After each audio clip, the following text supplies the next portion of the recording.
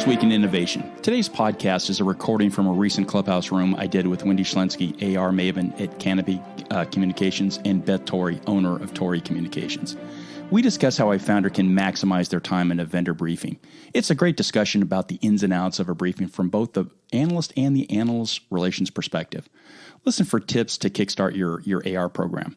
We even have a good back and forth about one of my favorite topics, pigeonholing. Also, check out Beth's blog on the topic. There's links provided. Give it a listen and let us know what you think. Good morning, everyone. Welcome to Ask an Analyst Room on Clubhouse. I have two fantastic guests. I will let them introduce themselves. Beth and Wendy, thanks for coming by. Beth, why don't you start off and tell us what you're doing and what we're going to talk about today? Thanks, Jeff. Thanks for having me. My name is Beth Torrie. I run a boutique analyst relations consulting company. This is my third year doing this. I've been doing analyst relations in-house since 1999.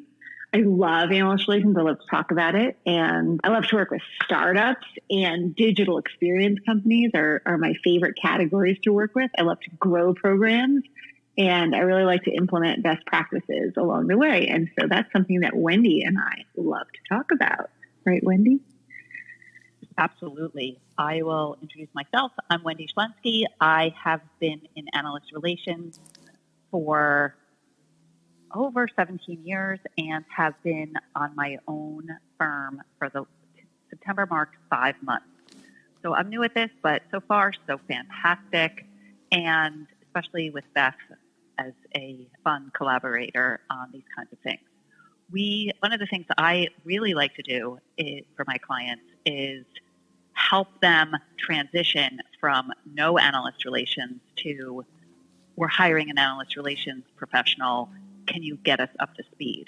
So for one of my clients, I'm working with AR Insights, and I'm implementing their AR Insights program, getting it all set up, creating all the records so that when the analyst relations professional walks in the door, it's ready to go, as opposed to what I received when I got there, which was a whole bunch of spreadsheets and a lot of mess.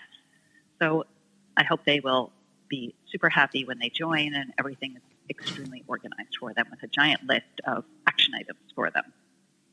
So that's one of my clients. A couple of others, I've got startups, I've got long-term BPO companies. I have been mostly doing services analyst relations, which I've heard is the hardest. And now that I've got a couple of software companies, I'm like, wow, this is pretty easy. What was I doing 17 years in services? But I love it. I'm happy. I love analyst relations, and I love talking about it. So today we're going to tell you some stuff about what we think are some of the best briefing practices. Now, do I get to comment yay or nay on or should I just be quiet and be a good boy for once? No, you have to comment, and I want to have a debate. I want to debate especially this notion of should we use a different analyst firm's content inside the my your briefing favorite. No, so we're going to debate 100%. I'm so excited about it. I want you guys to get all your good, legitimate, thought out tips out, and I absolutely want to have that conversation because I'm probably the only analyst that has my opinion, but I think I'm right, so I'll stand alone in that one. So Wendy, you and I have worked together in full disclosure. Gosh, probably longer than either you and I want to admit. And Beth, I don't think we ever crossed paths when I was a working analyst. I have never worked with retail, so okay. I don't think our paths cross. So what's the number one tip? Oh, sorry. Go ahead, Beth. Oh, no, go ahead. The number one tip. I really think that your goal with a briefing is to develop a trusted relationship with your vendor. And I think that's the word trust is really important there. I think it's like a step. Right? A relationship isn't one interaction. It's multiple interactions. But a briefing is your opportunity, the vendor's opportunity to tell theirs. And the analysts don't get paid for that. They get paid for that time, but it's not like part of their job that they have to listen to analyst briefings, the vendor briefing. So really maximize every minute, be on time, be really prepared. Think about the questions that they should be asking you. You can read their bios, you can read their blogs, you can read their Twitter handles, or their Twitter content. It's all free. You can do this without even having a paid relationship. So I really think it's a lot of vendors don't spend the time doing their homework and really preparing. And I think that's your big step, right? Is if your goal is to build a trusted relationship, number one is do your homework. Yeah, let's camp on that point for a little bit. I'm curious. When I got started, and I'm old enough, I got started way before social media, so that wasn't even an issue. The only stuff that you could get at me as an analyst is what I published. A few years into it, LinkedIn popped up, everything blew up. But now, I don't know, is there any working analyst out there that isn't really left a massive footprint in social that you could really get a sense of what their thinking is or what their opinions are? And if the answer is yes, most likely, how many of your clients, don't take that back. I don't want to say that. How many people, briefing analysts, do you think really actually pay attention to what they're leaving behind on social? I don't think it's enough. There are definitely some analysts that don't need to have a social presence or don't want to have a social presence, right? Like they're usually the older school Gartner folks who they're just working, right? They're publishing, but you can even get a lot of hints about their vibe from the titles of their research. You can't get as deep.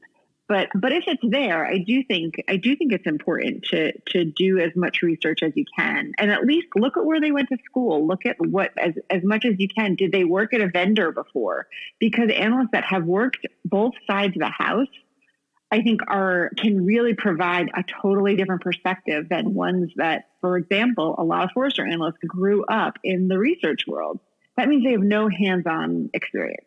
So you can background, and I do think it's our job to guide them. I love it when people have a good profile. I'm a social person. I love to do this stuff. Like clearly we're on Clubhouse now doing this, but for those that aren't, I respect that too, right? This is their time. Maybe they have rather use their time doing a hobby or something. I don't know. That's their prerogative, but it certainly is nice when they do share socially.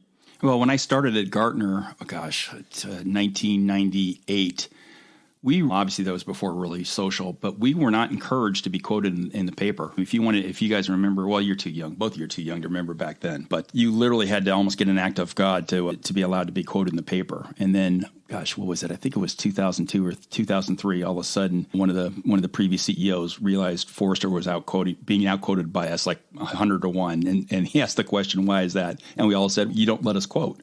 And that changed overnight. And then all of a sudden, analysts got to be able to provide quotes, and then social really began to explode, and it was a whole different ballgame. But that was a 180-degree shift from where a lot of us started with. So I could see why the old school folks were probably still a little more conservative about it. It's still a challenge, right? Sometimes they feel they want the fallback, which is to just quote from published research.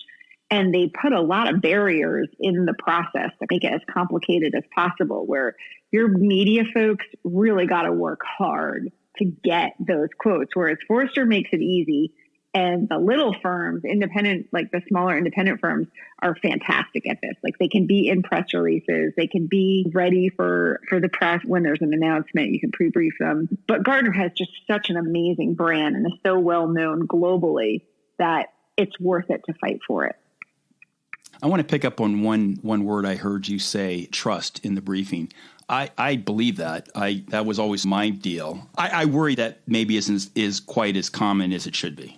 And I don't disagree with you on that. And I think it's, there's not like a certification. Actually, there is a certification through KCG that you can be a good analyst relations person. But it's not like you don't have to pass a bar or anything. There's no ethics committee.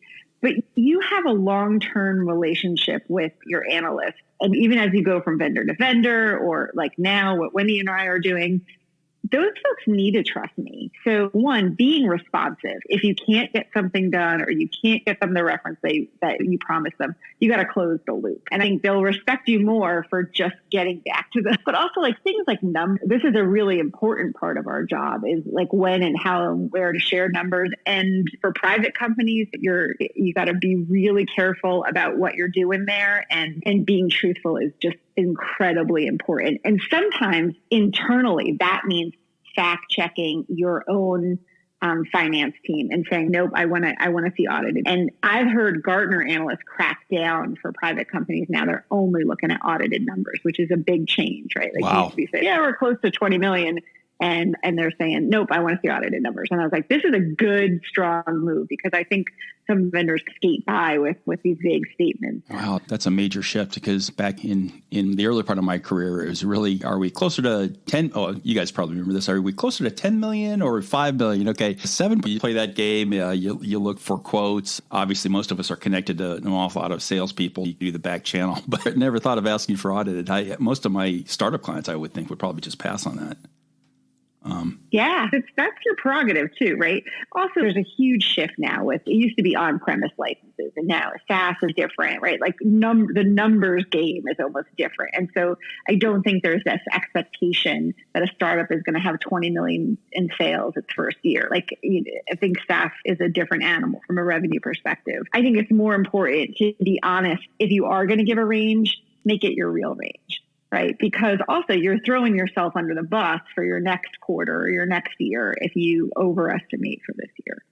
Well, yeah, too. And then whether it's audited or not, if you have 20 million, if you're claiming 20 million in revenue, and I ask for a client list and you say we can't provide that, okay, you're just really digging a massive hole. So we get back to that trust thing. It's a game, how the game is played, but you show disrespect in being just ridiculous, and then it's just not going to end well. It's just not a good strategy. You're better to be honest, say we're starting, we think we have a great idea, and this is what I've been advocating forever. We literally don't have a customer right today, but we think we have a good technology, or we're backed by tier 1 VCs, or whatever the case. Truth is I would argue truth is always the best policy. You're going to get more value if you do that. Totally. And having not just truth, but having the truth, if you don't have a customer, have an ideal customer. Give that analyst the opportunity to say, this is our perfect customer. Give a geography, give a vertical, give what their culture is like, or what their tech stack is like. And that's going to put in their head the next time they're talking to someone that's in that realm, hey, there's a vendor you should check out. I think you'd be a good match. That's really the key right there. That I think, sorry to interrupt, but I think that too many vendors aren't honest, and they don't want to say we don't have any customers, but they're too interested in taking ad hoc clients than figuring out this is our target market. I've had a lot of vendors just be not just really hedge around the question of what's my ideal client, who's my ideal client. And if you can really figure that out and articulate that over and over again, I think that's really key, because the analyst really does want to help you, but you've got to give the analyst tools in order to enable them to help you and let them know this is my ideal client. But they're so scared of missing out of an opportunity by pigeonholing themselves, per se. That's what's your ideal client? That's the first question on the analyst template. You're going to get that question. At least hopefully you do, if the analyst knows what they're talking about. So you really do need to coach your clients. Here's what we think. And it can be so generic. No one's going to hang you out to dry on that. But it is. I don't know that vendors always appreciate how analysts look at questions or look at answers to questions. It's not always the answer. It's how the answer is provided. So in other words, yes, if I ask that question, 100%, yes. If I ask that question, so what's your ideal client? And I hear, okay, great. So you really haven't thought that through. But if I hear, let's say, we think it's a tier 1 retailer, probably maybe more specialty, whatever, just three or four words, boom, off you go. And you've passed that question. It sounds like you've thought things through, and you just have confidence, as opposed to, oh man, this is going to be a long hour if we're stumbling over like the easy questions. And even like saying what you won't do, right? Hey, listen, we only have English right now. That's something, right? Because if you need something in Spanish or Chinese or Japanese, this company is not going to be able to handle it. Like just one parameter of right now, we can only handle English support. Okay, that's something. The tech stack part of it is really interesting now. I'm working with a lot of clients, SaaS, whatever, but they're using these mock technologies. And so they're like basically buying a second system. And so you can say, hey, we're targeting clients that have Sitecore and Oracle because they're legacy systems. We know they're not going to get rid of them, but we know they want to start moving to multi-tenant cloud. So we're really these kind of like ideas, putting these use cases in the analyst's head is a great tool. Yeah, that's fantastic. So pre-briefing, like letting them know what your buzzwords are that you want them to keep in mind when they're on their inquiries with your prospects, their clients, is really key. It's all about chunking the information down into something that they can remember and make it memorable. Because at the end of the day, everybody's got to remember. Like a lot of the executives are like, I'm so busy. I'm like, you're busy. The analyst is even busier than you are. And they're taking these kinds of presentations all day long. You've got to make your presentation memorable so that they remember. Honestly, Jeff, you were in this business for how many years? How many briefings do you remember? For being good, not for being bad. Yeah. So I kind of look at that as each briefing is a brick in a brick building. And as long as the brick building is standing, wow, look at that beautiful building. You're not looking at that, oh, I remember laying that individual brick. But it's all part of the framework, the comfort zone. There are vendors to this day that I hear their name and I cringe because those bricks in those briefings were not great. And I just immediate name recognition is, oh boy, yeah, I'm a little nervous around that vendor because I've had such lousy interactions with them, and not necessarily deliberate, not purposeful, but just a simple question. So what's your target client? And him and Han, all that, you don't feel comfortable, where a lot of other vendors, you initially, whether you like them or not like them, and it shouldn't have anything to do with whether you like somebody or not, but did they provide information? Did they give me a sense of, or did they give me access to their customers? How do I feel about them? And it creates this whole different view of how you interact with that vendor. And more importantly, and this is, I guess, the next question I have before we get to your second tip. Do you think clients really understand how many anecdotal interactions client or analysts have with end users? Say in my case, retailers. Just add unstructured anecdotal interactions. So I think it's part of our job in prep to share that information. Forrester makes it really easy because they sell this data set, right? Like it's called Inquiry Advantage. So you can say, hey, listen, last quarter, this analyst had 7 calls about digital asset management system. We know they were consulting in 3 of them. So the deal flow there, $10, $15 million. That, when you set it up like that, let me tell you, that executive is paying attention. But when you just say, we on average do 90 inquiries per quarter, they're like, I don't even know what that means. Are they talking to vendors? Are they talking to end users? Like, you have to really put it in the executive's mind about why is this important? Or they just go, okay, so they talk to a lot of people. But if you say they're talking to end users, it's about this many. We think it's this deal flow. A lot of it's conjecture, hopefully some data-driven conjecture. It's partners. And partners are a big part of this world. And then it's other vendors. And that can pique them because then they're going to get comp and tell. And that is something that most executives are definitely excited to hear about.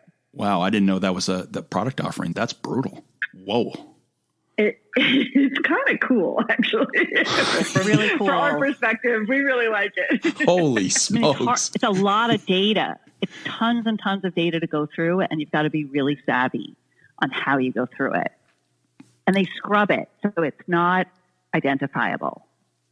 Wow, very interesting. Per se. Yeah, and that's even structured. I'm actually just referring to the anecdotal conversations. And if you follow me around at NRF, I bet there's probably 200 or 300 unstructured conversations with retailers. You're standing in line at the bar at a Monday night. Hey, you're a Gartner analyst. What do you think about? Boom, unstructured interaction a lot. And the point is that vendors need to be thinking about magic quadrants or waves or whatever the next iteration is. But I think they almost need to worry about those unstructured conversations. An analyst that's been around a while just has a list of people, end users in their space, and they are ongoing conversations, even outside. I probably shouldn't say this, but since I'm retired, I can. Even outside of the official frameworks, I would never ever not talk to a CIO for any tier 1 retail. Actually, I'd never not talk to a retail CIO about it, even if they weren't a Gartner client, because it was such such a good information exchange.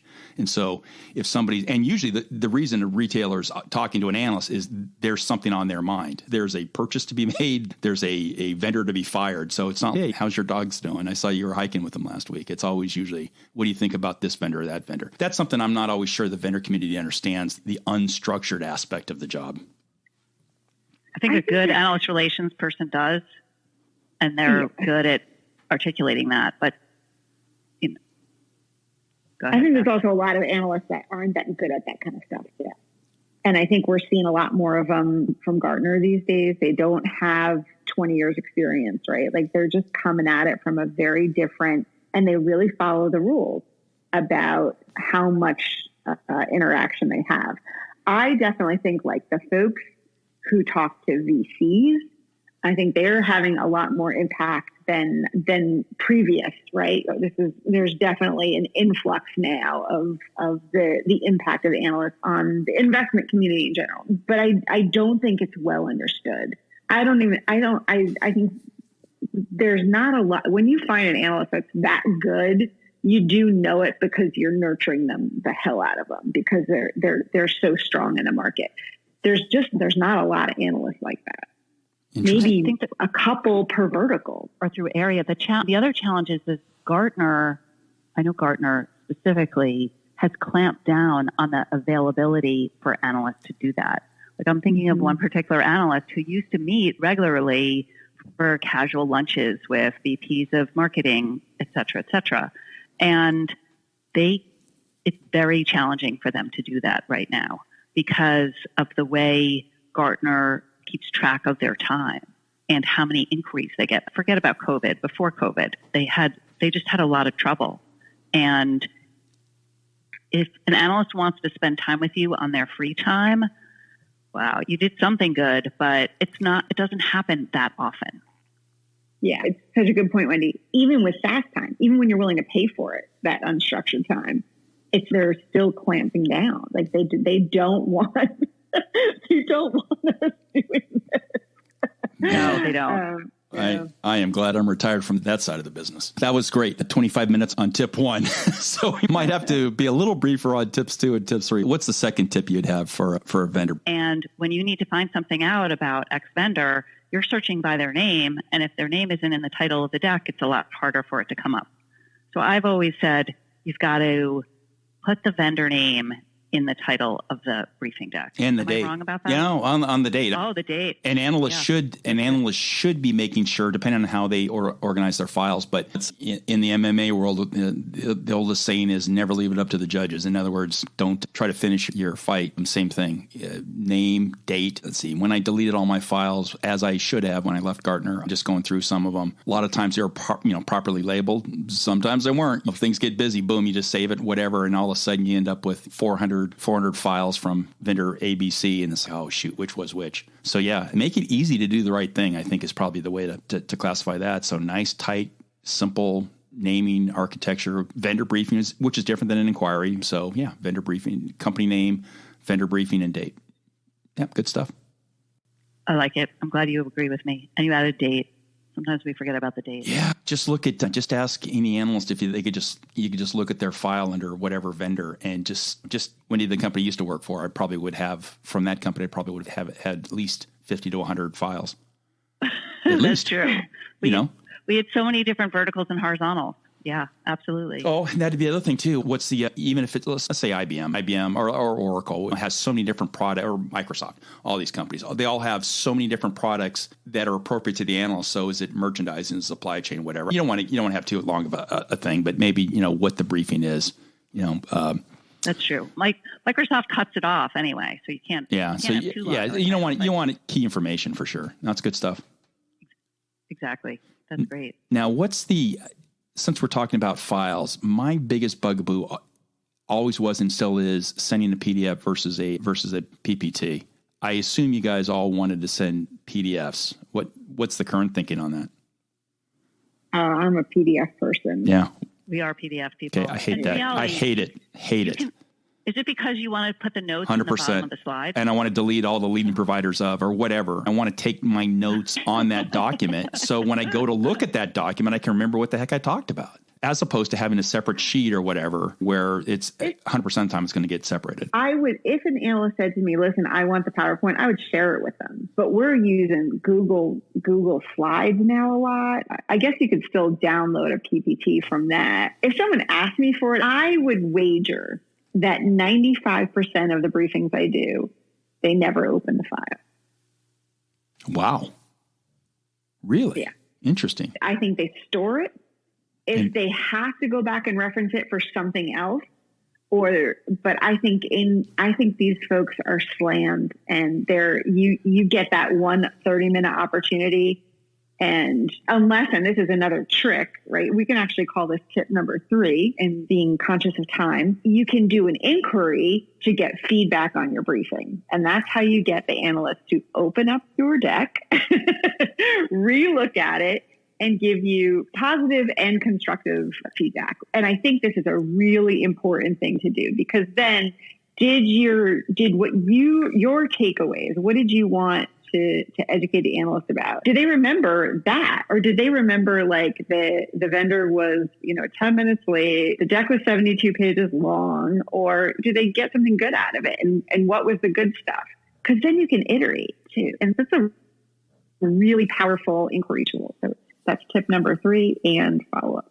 Yeah. Tip number 3, you have to be, if you're a vendor, you have to be 2 minutes early, I think, minimum. Agreed.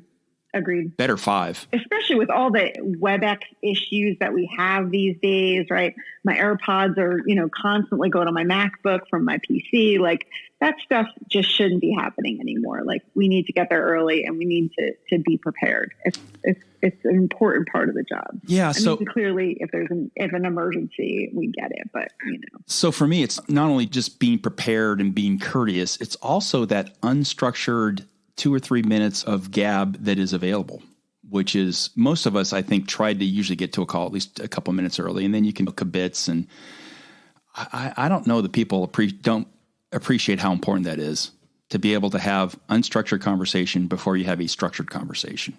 It tones everything down. It just is, it's nice. It's human. I mean, you can build a relationship that way. You can't build a relationship if you're running in right at the top of the hour, huffing and puffing, and then jump right into a call. You can. Obviously, most people do it, but missed opportunity. It's an opportunity, and that's what we're talking about. Let's make this the best.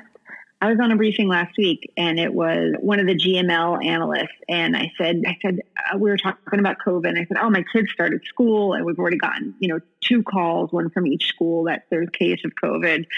And she said, oh, we're starting tomorrow. And I was like, oh, I'm in Chapel Hill, and these are, our vaccination rates. She goes, oh my God, you're in Chapel Hill. I'm a Tar Heel. Her whole vibe with me changed, right? Like, she got excited. I got excited. And for those of you who don't know, University of North Carolina is the Tar Heels. But it made it like so much more fun, right? Like, now I want to talk to her about Chapel Hill, and she wants to hear about like the town. It's a really tiny town with this giant university. But it was also just like fun, right? Like, I'm trapped in an office all day.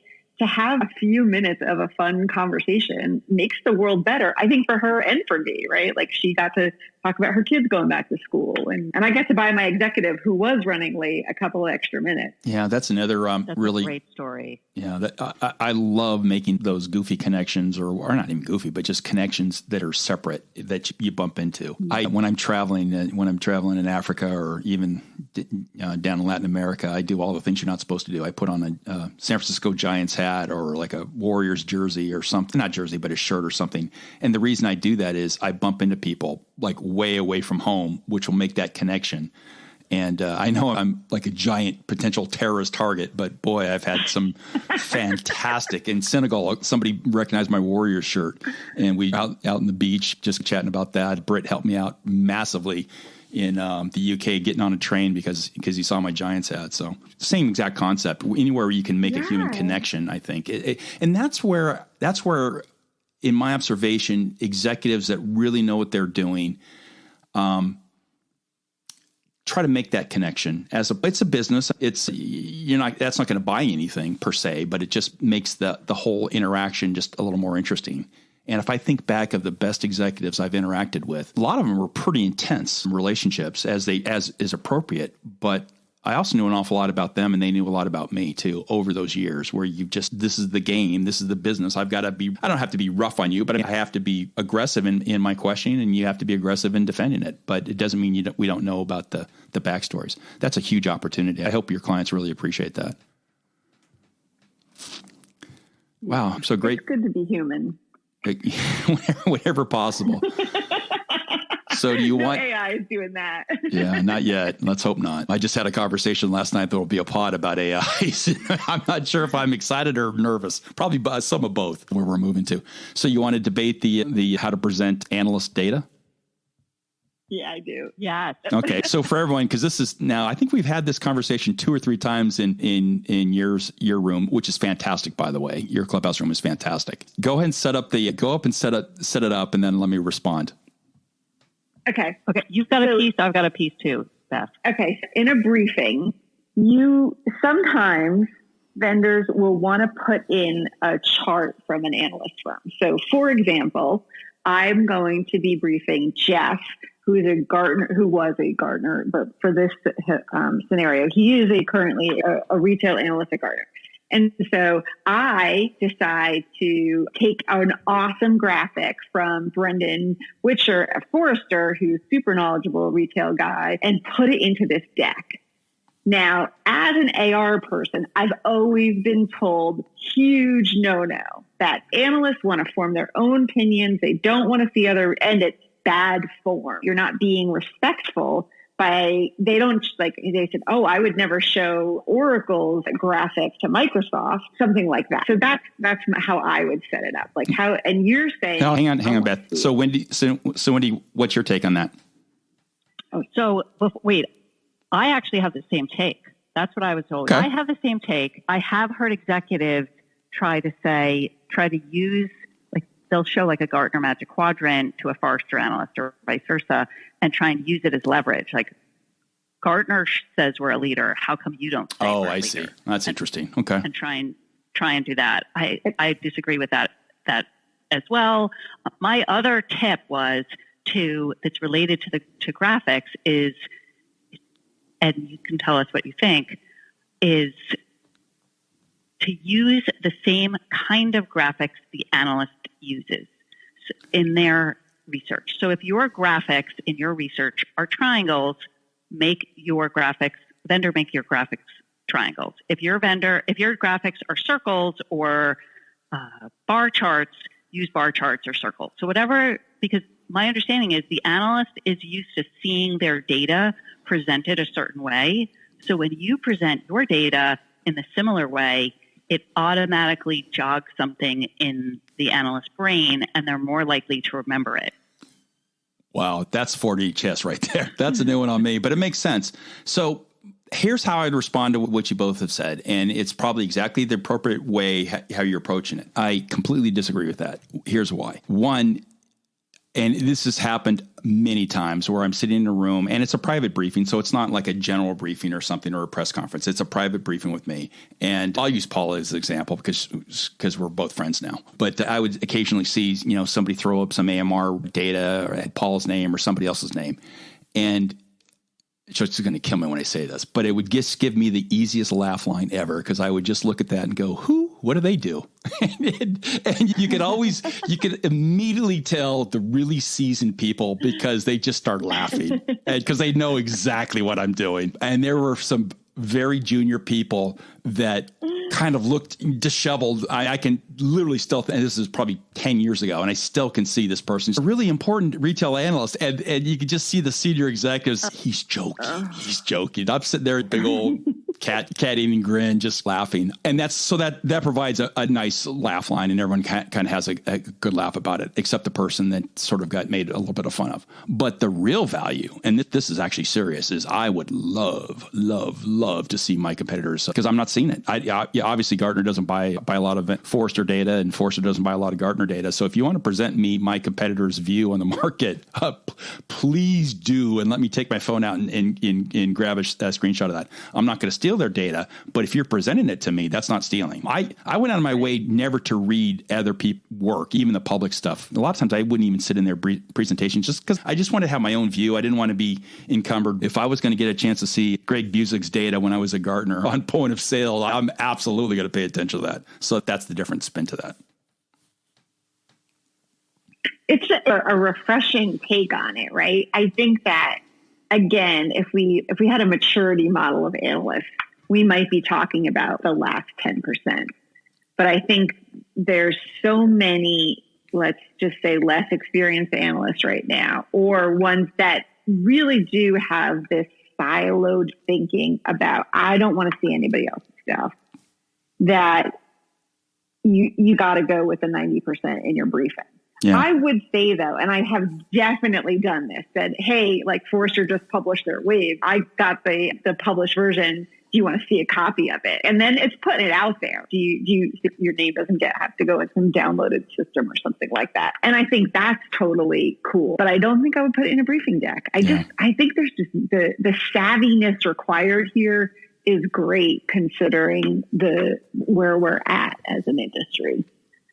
Yeah, there is something to be said if here's how we're viewed in the marketplace, and you've got that classic slide with 20 or 30 different references, and you were here. So it's just this boom explosion. And I freely admit I'm a far outlier on that. And I doubt most analysts are going to try to go for the cheap, easy laugh like I used to do. But some people would set me up with that. I could just see it because I've been briefed with these guys long enough that they knew where I was going to go, and they would let some junior person slide that in. I could just see the smile on their face because it was like the biggest, fattest softball ever thrown right over the plate, and whack, it's going right over the fence.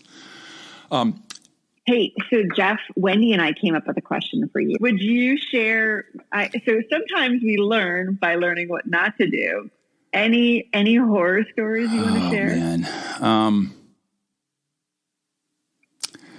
I'll say the worst briefing scenario I was ever in. I can say this because I think everyone's out of the industry by now, and it was many times ago, and I won't say where it was. But there was a really bad relationship with the salesperson and the vendor executive. And quite frankly, the salesperson was in the wrong, flat out in the wrong. They'd indicated that maybe there was, be really careful how I say this. My man, I'm walking on such thin ice, that there was almost a potential pay to play scenario. And so I walked into that and I could tell there was a lot of tension in the air, and it was literally the worst briefing. And honestly, it took me 10 years to unpack that damage through multiple executives, because that bad energy from that one from one very foolish salesperson that was trying a little too hard and one executive that dug in, I would argue very appropriately, that bad energy stayed in that organization for at least 2 or 3 other CMOs. So that's the worst, the absolute worst scenario. And they were an important player too. I always felt like I was at a disadvantage, and that's my worst without a doubt. Others were just comical. One, oh my gosh, he's so important in the industry right now. He had a terrible briefing with me. It was really early on, and pretty experienced person. But he didn't have his facts in a row, and I was young and green and just ready to go, and it was a bad. We literally I don't have permission to use his name, but he's probably one of the top 10, top 15 executives in retail right now, retail tech. I just saw him a couple years ago, and we still laugh about that because the key is it wasn't like it was horrible. It just was bad, and he wasn't ready, and he didn't have his stuff really organized, and then tried to overcompensate instead of just saying, you know what, this ain't going anywhere. Can we just stop and just restart, which would have been better? Or let me get back to you. I'm not ready for this, which would have also been a statement of the obvious. And he just kept going. It just kept digging and digging. He clearly has not suffered from that situation, because if I told you who he was, you'd all have a very good laugh, because he is a very important person in the industry. But I think that's a case where, can we just start over? It would really have been inappropriate. I've never seen that done, but that would be a time where that would have been appropriate to do that. I think that's a great tip, right? I've never had to start over, but knowing it's in your bag of tricks, right? If something's going off the rails, stop it. And you can either stop it and say, listen, we need to rebook a time where we're not prepared. Own it. Own your issue, I would say, but save everybody's time or start over, right? If you do think you can nail. But I've never thought of that before. And I think it's actually something that you got to think about if it's going really badly, because it could happen. I had a vendor that I worked at for a short time I was just onboarding, and I was like, show me how you do your briefing. And so I started on a briefing, and they spent the first 20 minutes of a 30-minute briefing talking about the history of the company. Oh boy. Putting up pictures of the campus. And I was bored, and they were paying me because I was like, this is terrible. So I think that the analyst is clearly checked out by then. He's probably watching Netflix or something else. Yeah, well, but you can do these bad things do happen in real life. That's the old retailer trick when they're trying to give a presentation, is they spend about 20 minutes talking about the company. They throw up the slide of all the stores, and just literally you could tell they're trying to run the clock out. They have this great title, hey, trips on all my secrets on price and promotion optimization, and then it's 25 minutes on, we have 5,000 stores and 2,000 are, oh, come on, you're just literally trying to run the clock out. Yeah, that's the case where an AR person is absolutely in control, where they sense it, this isn't going anywhere. And as I've said, that's probably only 3 or 4 times where that would have been appropriate in 20 plus years. But I've had to do it. I had an analyst who was digging in and asking a lot of uncomfortable questions, and my executive kept getting flustered. And so what I ended up doing was just jumping in and trying to reframe the question that the analyst was asking in a way that my executive would understand and make sense of it for them. And then after that, I started saying to people, if you hear my voice during the briefing, I'm either going to be doing one of two things. Either I'm going to tell you it's a time check, or I'm going to be reframing the question that they asked you. And when you hear that, stop, pause, try and think about it. I'm trying to give you some more time to reframe whatever it is you were just saying in a different way, because it didn't make any sense. And I tried to use that as I'm your beacon. So most of the time I'm very quiet in a briefing, but if you hear me talk, it's not necessarily a good thing. But I try to give them that out. Was that an executive that was not native to North America? No, it was a North American. Okay. So it wasn't like a language thing, or it was not a language thing. No. Interesting. It was just that they kept asking really difficult questions that they didn't want to answer, and they didn't know how to answer. So like sometimes I'll butt in, or we'll do the good cop, bad cop. So my executive will say, Wendy's going to kill me if I answer that question. Oh, it's okay if you answer, or I'll get back to you. Like in terms of usually about client names or revenue, that sort of thing. So like we'll play that good cop, bad cop together. Yeah, see, that's what I hated, because I was on the wrong side of that. But that's when you, as an analyst and an AR person's really on top of the curve, is that they're, and I can think of exactly 2 executives in 20 years that were powerful enough where they dismissed the analyst person around them. And I had a private audience, and 2, probably the biggest names. And that was it, because you were literally taking your job in your hands if you're telling the analyst relations person to get lost while you talk with an analyst. Good stuff. Well, sometimes I'll also be like they'll mention a client name, and I'll like bump in right away and say, Jeff, that client we're just giving you that client name to give you the color of the story. Please keep that under NDA. And 9 times out of 10, the analyst isn't going to just spurt out the client name in a report. They want to build the relationship also. Yeah, that's true. Well, in the last 5 minutes, do you want to have that discussion about pigeonholing and how you feel about that term? So in other words, what I always want to do when I'm having a briefing is I want to know where that vendor sees their solution sitting. And a lot of times I was getting pushback. Well, we don't want to be pigeonholed. And I remember thinking one time, this had to be 20 years ago. It was probably one of my first 5 or 6 briefings. And I said, listen, here's the deal. If I can't figure out where you sit, and if I can't figure out who your competitors are, I'm going to pigeonhole you. I'm going to pigeonhole you right into my garbage can, because I can't do anything with that. And from then on, it just became my term, is pigeonhole. And I'm catching a lot of grief for people kidding me about that. But how important is it to make sure your client knows where they sit, or at least knows where they want to sit? Beth had a really... We had this brilliant question. This is the perfect, and this is how a startup can differentiate from a legacy system, because they want to show you an architecture where they fit in. And if you really thought about your story and where your stuff fits, the top 10 titles of your buyers, right? This is how well you got to know your target market. And I love this question, right? Like I would say, I see us sitting next to this. I see us integrating with these. These are the levels of integration I could see it in. And you've done your analyst homework for them. That's our job. I would love that question.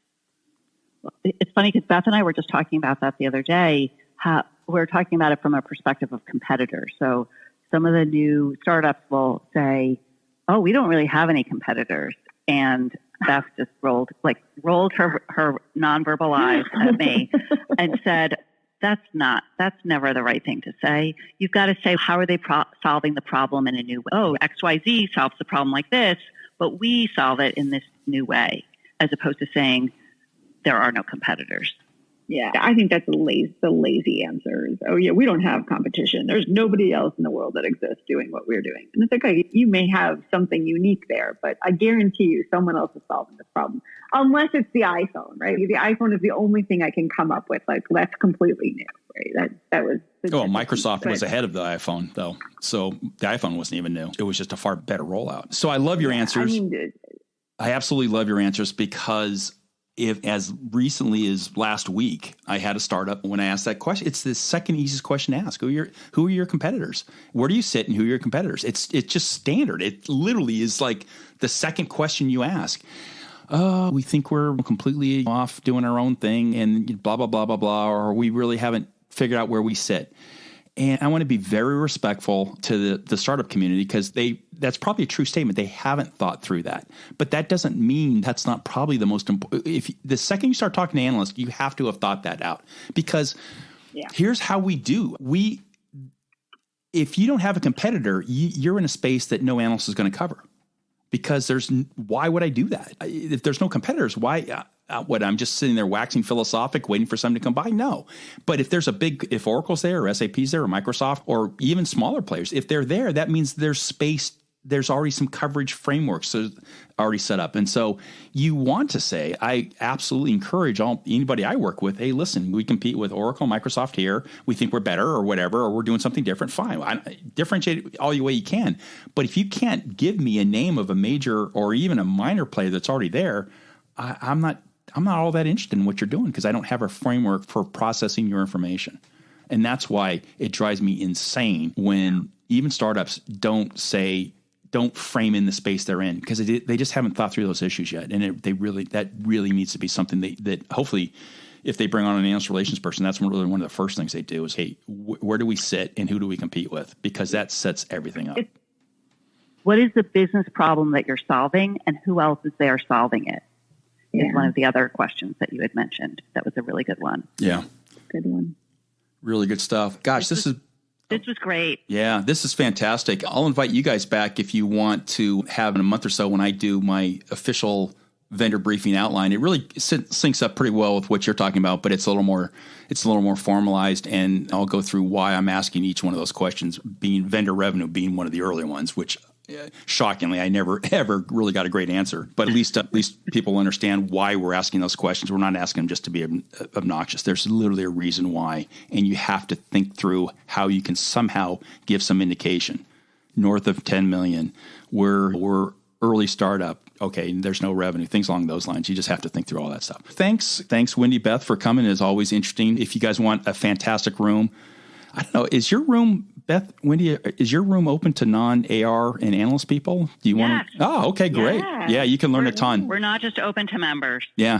We want everybody to get better at analyst relations. Yeah, there's not been one, I'm not just saying this willy-nilly, there's not been one room where I didn't learn something or think about something different or hear a different perspective. And you can't say that about a lot of things these days. So that's a terrific room to go to. With that, a nice compliment. With that, we will close out the room. I'll have all your details in our show notes and look forward to the next room. Thanks, everyone.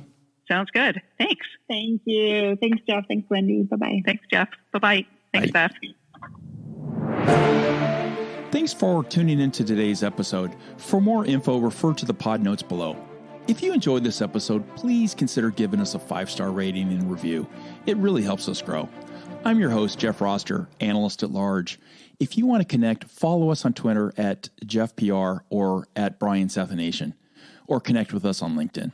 Visit my website at roster.retail.com or Brian's at Iterate.ai. Until next time, stay safe and have a great week.